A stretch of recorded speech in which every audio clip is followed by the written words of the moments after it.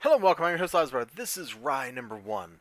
This is the follow-up series to Fallen World, written by Dan Abnett. You know what? Here, let's just get this up here so you can see the credits. All right, let me just levitate it up there. All right, might be a little blurry, but there you go. First thing, right off the bat, I want to say I like the book. The interior and exterior art kind of match. Like, take a look at this. It's not that different from what you see in a lot of the interior art. I'm gonna. Where's the super like crazy? Yeah, I mean it's a different style, but it's not that different. You know, this isn't like one of those times where you pick up a book and let's see. Do I have an example of it handy, just laying around somewhere? No, that's no, no, no. Actually, I don't have an example of it handy because I filed all those DC and Marvel books away, so I don't have a big stack of books that do this. But whoever did the cover, and you know, it's an opportunity to go see who did the cover. Let's see. I Oh, cover artists. It's the interior artist. No wonder it looks the same. Cool. So we open up basically to a fight scene where Raijin, you know, early model kid Rai here, who was working with Father in the previous miniseries, is now hanging out with Rai because he realized Father was a genocidal maniac, and he's beating people up.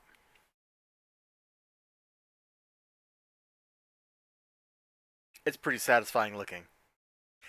Now the problem with this is the interaction, the interplay between him and Rai himself.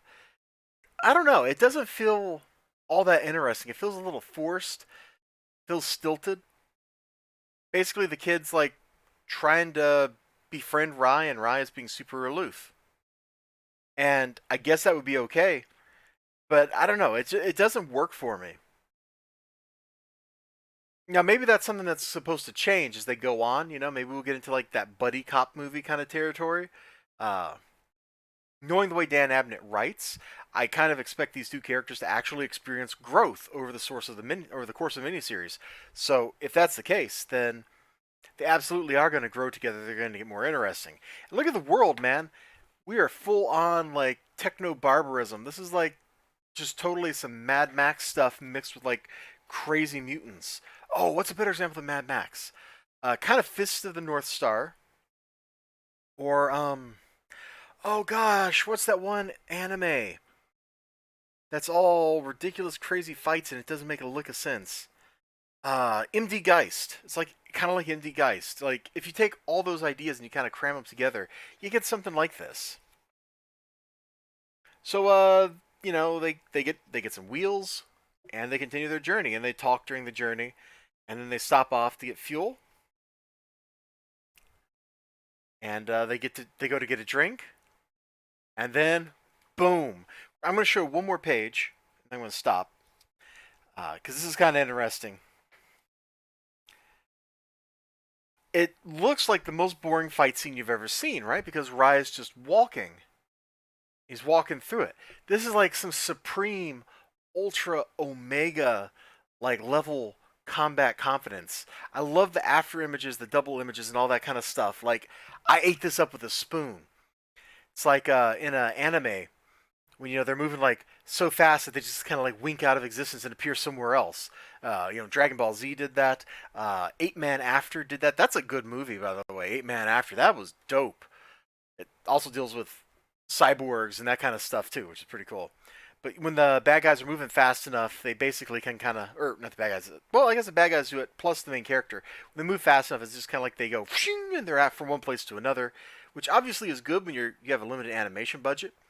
But it also establishes like a level of coolness. Rai is exemplifying that, and I loved it. So I ate this fight sequence up. Look at this, man! They killed a giant T-Rex back here. What on earth?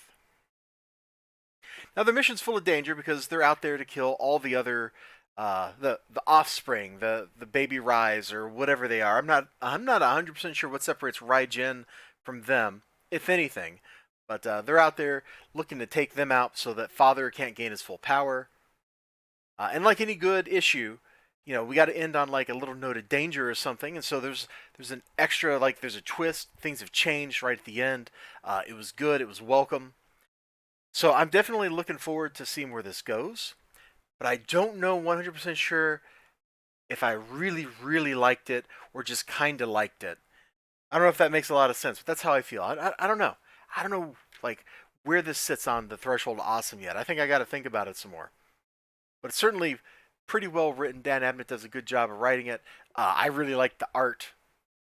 I had a good time. For the most part, I had a good time reading this. I just didn't really like the interaction between Raijin and Rai. Something about that just kind of rubbed me the wrong way. Anyway, you all have a great day. Remember to like, comment, subscribe, all that good stuff.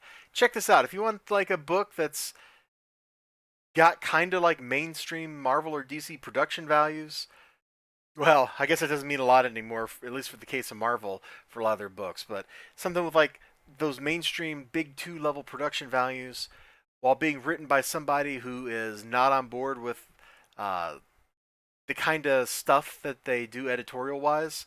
You know what I'm talking about. I don't need to go into it. Then check out Valiant, man. This is just written to be fun. It's just written to be fun. Dan Abnett writes tons and tons of genre fiction, uh, Warhammer 40K stuff. Like, he's that kind of writer. He just is like, you know what? You all want to buy a big bowl of fun? I'm going to write you a big bowl of fun. What flavor would you like? Would you like cyberpunk?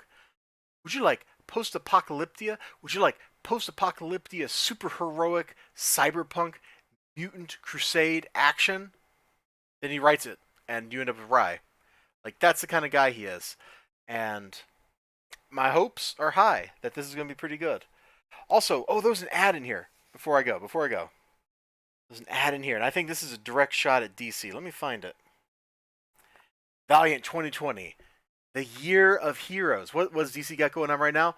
Year of the Villain. This is totally a direct shot at DC. It's bold. Valiant doesn't sell enough to get away with taking a shot like that, but they did it anyway, man. You should always aim upwards, you know? All right, I'm out of here. You all have a great day. Remember to like, comment, subscribe, all that good stuff. I sure hope to see you again next time. And until then, bye-bye.